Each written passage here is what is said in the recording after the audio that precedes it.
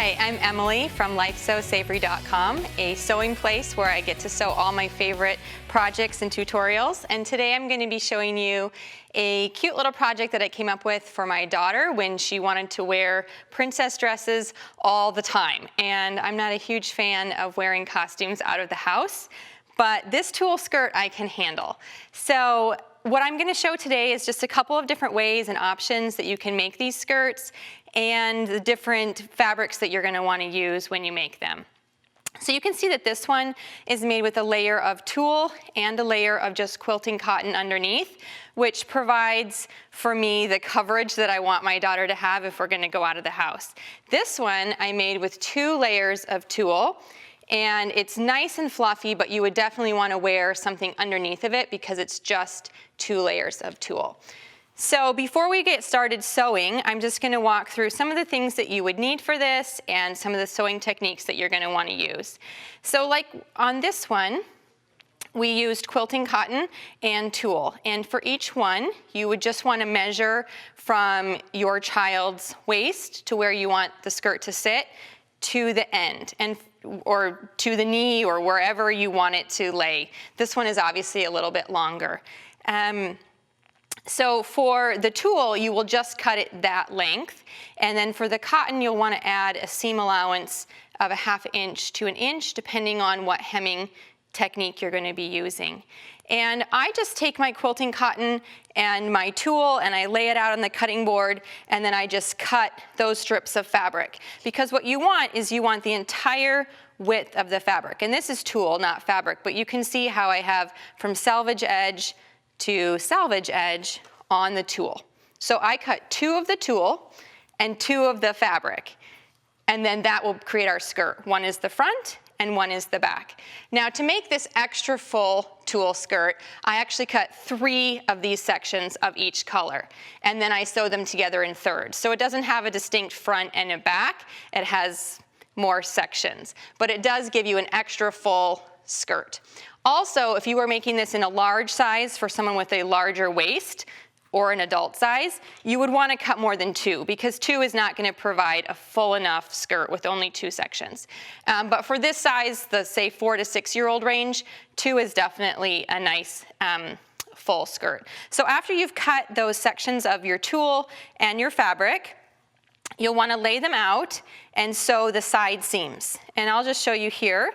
So I used a serger to sew the side seam, and then I don't hem this, so I have this raw serger edge right here. And you'll want to use a fray stopping medium. Just give a little dab, and then after that dries in a few minutes, you can go ahead and clip those, and you'll have a nice finished edge, like this one. Okay, and then obviously I used gray so you could see very clearly what I've done, but white would have been, a more appropriate choice. So you want to match the threads as much as possible on this project so that you don't see them when you're finished. So after you've sewed the side seams on both the cotton and on the tulle, you'll want to hem your cotton. And you can use a variety of hemming methods. I just used a 3-stitch cover stitch to hem this, and that will keep it from fraying.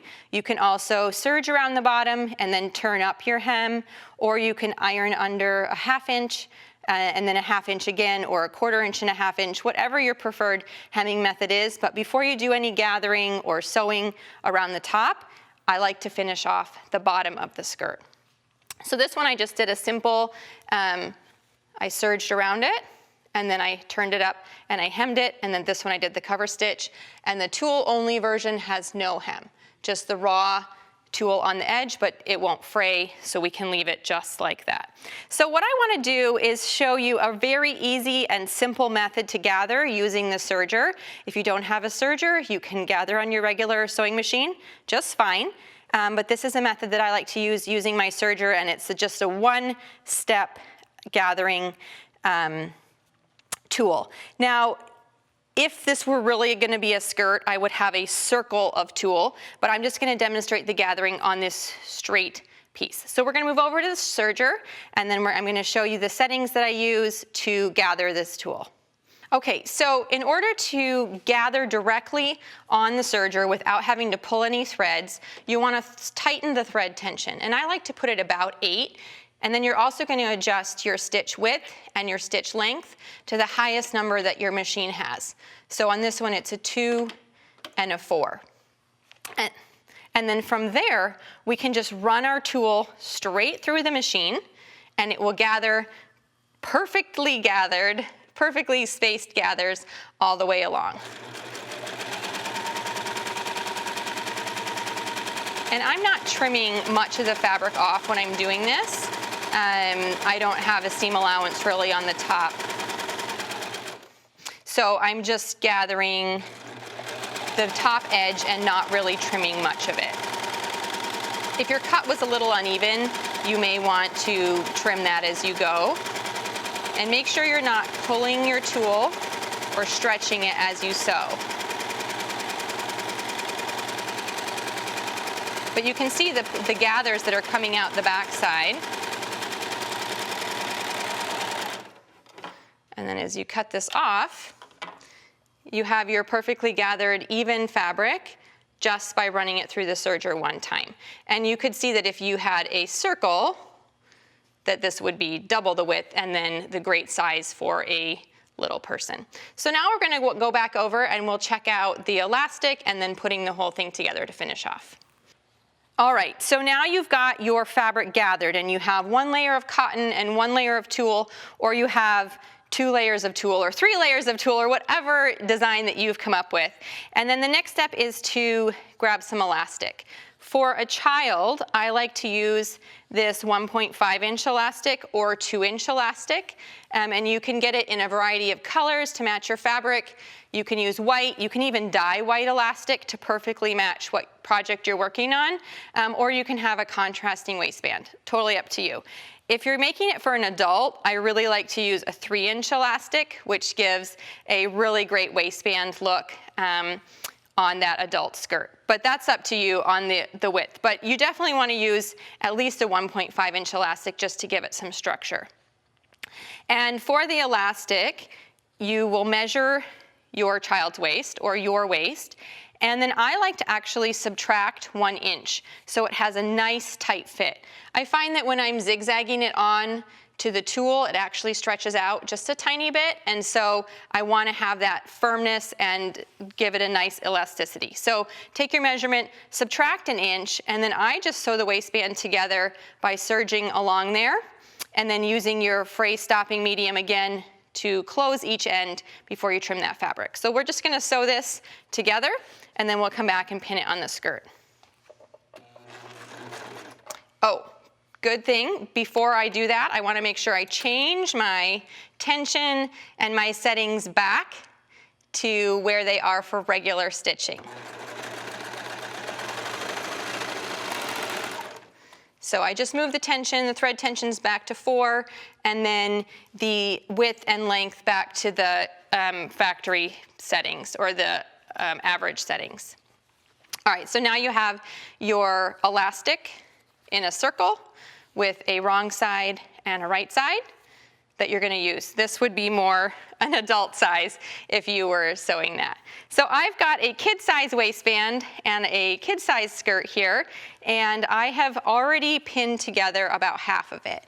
And just like when you are normally sewing, you're going to want to position the waistband evenly around. So I've pinned on the half and on the quarter, and then I haven't pinned this side at all. So you would stretch this one and then pin it around. And when you're doing it, you'll have 3 layers, the cotton, the tulle, and the elastic, and then I just put it all together with a simple zigzag. So we're just gonna pop over to the sewing machine and just do a little bit of zigzag around here to show you how it goes, and then you'll be able to see the finished ones that I've already done for you. So on my zigzag, I just have a regular zigzag setting, and I like to remove this part of the sewing machine so I can get my little waist right in here.